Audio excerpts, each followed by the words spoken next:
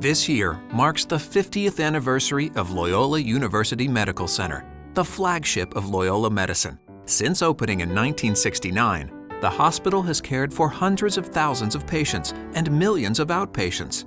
Longtime Loyola patient Peggy Leonard recalls the impact the new hospital had on the community.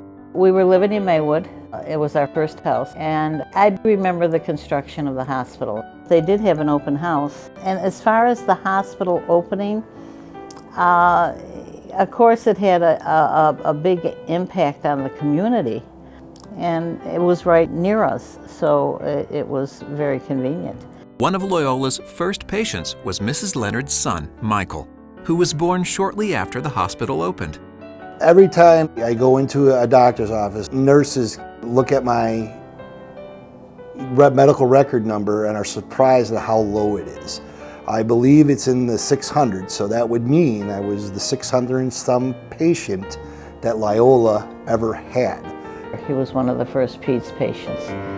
The building was quite small compared to what it is now. It was just what you would know now as the very main hospital.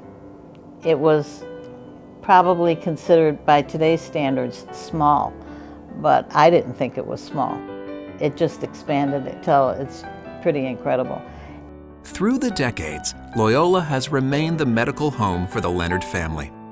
I've stayed a patient of Loyola because of my parents and the good health care that they've gotten there their whole life. The doctors were always very good and kind to me. So now I live way south, and so I drive. I drive to Burr Ridge, I drive here. So that's how Loyola became part of our family and the healthcare family, because it was convenient and local, and teaching hospitals are on the cutting edge of medicine. And that's what my parents always felt, and that's been passed on to me, and that's why I'm glad to be so close to such a great hospital.